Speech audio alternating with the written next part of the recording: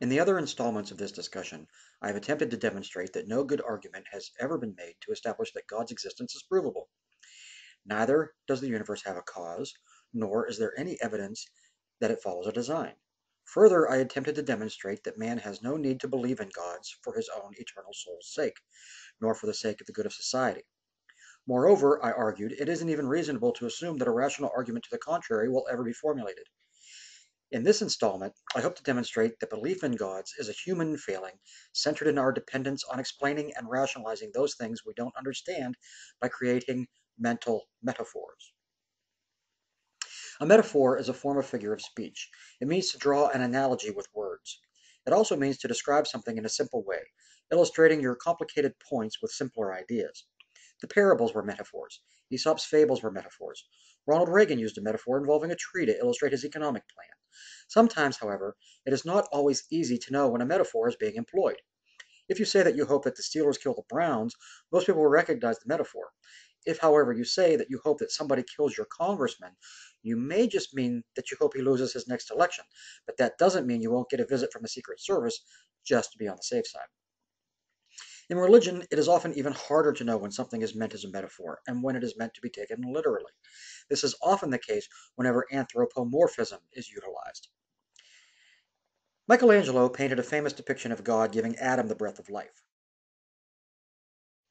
In this painting, God is depicted as an older man, muscular and regal with a long, flowing, grizzled beard, looking every bit like the classical representation of Zeus. Most people dismiss this as artistic license. Few people think of God as actually looking like that.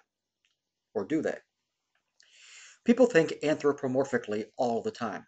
They see the face of a man in the moon. They imagine their pet fish is lonely, so they buy him a mate which he promptly eats. They become angry with their stubborn computers and cars, and they think of God as someone who reaches out or who sits in his heaven. Of course, this is not uniquely Christian.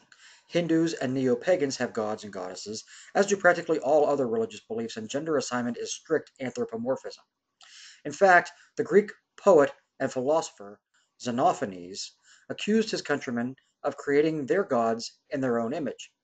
He suggested that if cows could worship, they would probably create bovine gods. This thought was later echoed by Spinoza.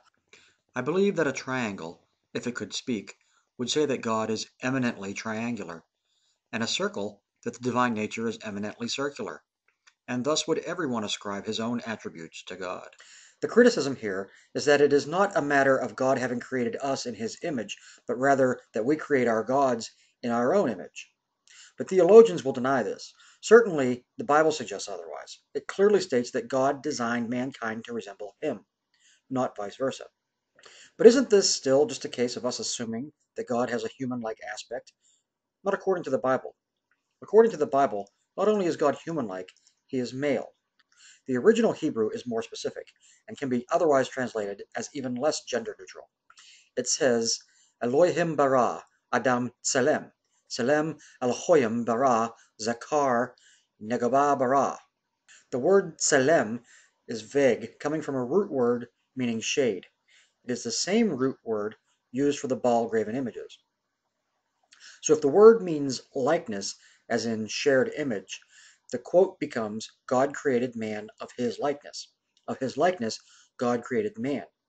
And woman was created. Woman, therefore, comes off as an afterthought, or at least not as a likeness with God. If you require more evidence that this specifically means that the Hebrews believed that God looked like a man, it can be found just a little later in Genesis. And Adam lived 130 years, and begat a son in his own likeness, after his image, and called his name Seth. After his image here, use the same word Tselem that was used to describe how Adam was made in God's image in the quote above. Therefore, we have more reason to assume that the quote actually does mean that Adam, or man, looks like God. But perhaps you dismiss Genesis as just a biblical fable. Perhaps you feel that the true historical accounts come later in the tales of Abraham and Moses, while Adam and Eve and all the rest were simply metaphors themselves. Fair enough. Exodus 24, verse 10 says of Moses, Aaron, Nadab, Abihu, and 70 of the elders of Israel, and they saw the God of Israel, and there was under his feet, as it were, a paved work of a sapphire stone, and as it were the body of heaven in his clearness. Numbers 12:5 says, "And the Lord came down in the pillar of the cloud, and stood in the door of the tabernacle, and called Aaron and Miriam, and they both came forth." Apparently, God has feet, and he uses them to stand. Even Jesus says in the New Testament, "In my Father's house there are many mansions." So the anthropomorphism of God is not relegated to the Old Testament alone.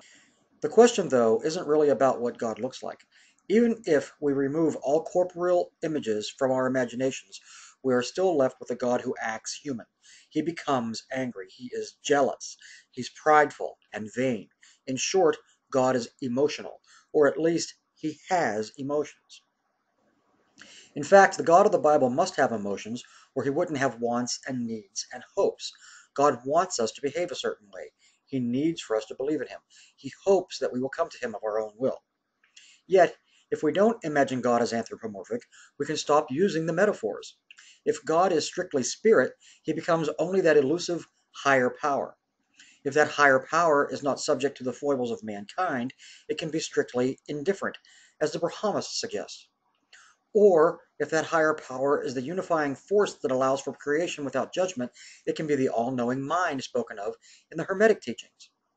I submit that when the Church imposes anthropomorphism in their teaching, they are limiting how we can understand rather than helping. If there is a higher power, it has nothing in common with us. We understand more about the universe as we anthropomorphize it less. When we stop thinking that its purpose is to serve us, we come closer to its soul. When we realize that it has no soul, we come closer to its goals. When we acknowledge that it has no goals, we appreciate its machinations. As Einstein said, "Although it is true that it is the goal of science to discover rules which permit the association and foretelling of facts, this is not its only aim. It also seeks to reduce the connections discovered to the smallest possible number of mutually independent conceptual elements. It is in this striving after the rational unification of the manifold that it encounters its greatest successes, even though it is precisely this attempt which causes it to run the greatest risk of falling a prey to illusion. But whoever has undergone the intense experience of successful advances made in this domain is moved by the profound reverence for the rationality made manifest in existence. By way of the understanding, he achieves a far-reaching emancipation from the shackles of personal hopes and desires, and thereby attains that humble attitude of mind toward the grandeur of reason, incarnate in existence, and which, in its profoundest depths, is inaccessible to man. This attitude, however, appears to me to be religious in the highest sense of the word, and so it seems to me that science not only purifies the religious impulse of the dross of its anthropomorphism, but also contributes to a religious spiritualization of our understanding of life. Accept that you do not know God's motives, and you are agnostic. Appreciate that God's motives are more than you can know, since God himself doesn't know them, and you achieve nirvana.